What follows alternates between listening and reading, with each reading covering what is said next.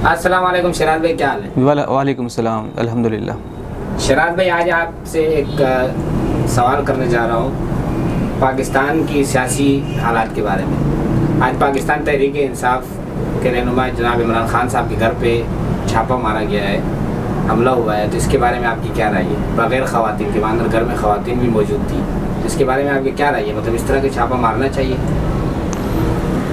सबसे पहले ना वो जो मैं बात करता रहता हूँ ना, फुद्दू खाता ताजा हवलदार।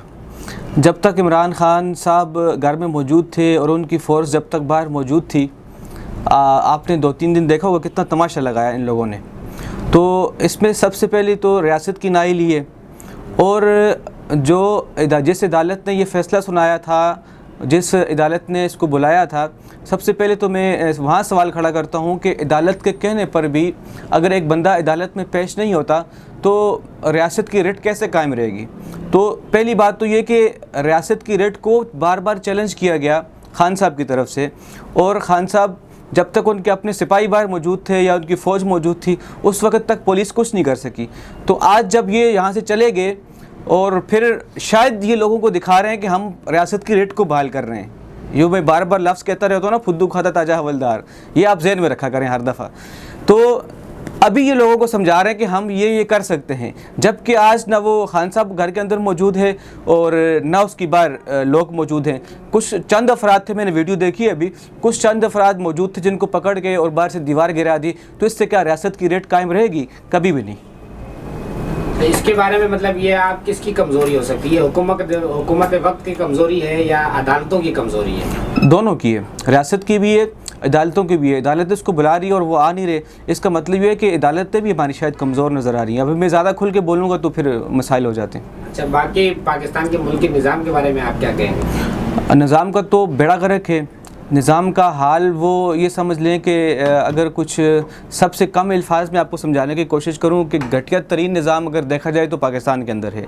तो इस वक्त हमारे मुसलमानों को बिलखुसूस ये कोशिश करनी है कि हम किसी भी तरीके से इस निज़ाम के ख़ात्मे के लिए कोशिशें करें।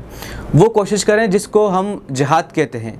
वैसे तो आपने पहले सियासतदानों के मुँह से सुना है जिहाद के बारे में, लेकिन असल जिहाद अब ये है कि हम निज़ाम को किसी भी तरीके से इसको ख़त्म करें। चूँकि दुनिया जानती है, हमारे उलमा जानते हैं, हमारे सरों के ताज जो उलमा ये चीज़ जानते हैं कि ये निज़ाम हमारा तो है ही नहीं है। हाँ, जो ज़बरदस्ती हमारे गलों में डाल दिया गया है, हमारे गलों में ये जंजीर डाल के हमें ग़ुलामी की जंजीरों में जकड़ा गया और जंजीर डाल के हमें घसीटा जा रहा है दुनिया के अंदर।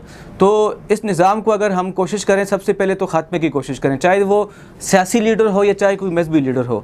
जब तक ये निज़ाम ख़त्म नहीं होगा तो इसका हाल तो वो फरसुदा हो चुका है, बिल्कुल ख़त्म हो चुका है। जिस तरह वो कहते हैं ना कि वो फटे हुए कपड़े पहन के कोई घूम रहा है, उसके अंदर वो बंदा भी माजूर है, उसके हाथ पाँव भी काम नहीं कर रहे।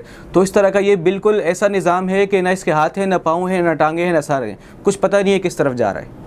आपकी नज़र में इस वक्त मुल्क के अंदर 2 कानून चल रहे हैं, अमीर और गरीब का अलग कानून? बिल्कुल, अमीर के लिए अलग है, गरीब के लिए अलग है। ये जो अभी खान साहब पे 2-3 दिन पहले जो उन्होंने पुलिस वालों ने बार बार पकड़ने की कोशिश की है, आया कि किसी भी गरीब को इस तरह कर सकते थे? ये तो गरीब के अंदर अपनी मोबाइल भेजते हैं, वहाँ उनके घरों में घुस के उनकी ख़वातीन भी वहाँ मौजूद होती हैं, उनके अपने पर्सनल घर के मामलात होते हैं, उसमें जाके उठा लेते हैं। लेकिन अब अगर अभी गरीब कोशिश करें, जिस तरह फ़्रांस के अंदर इनकलाब आया था, वहाँ पर गरीबों ने ज़्यादा कोशिश की थी, तो तब ये इनकलाब आया था।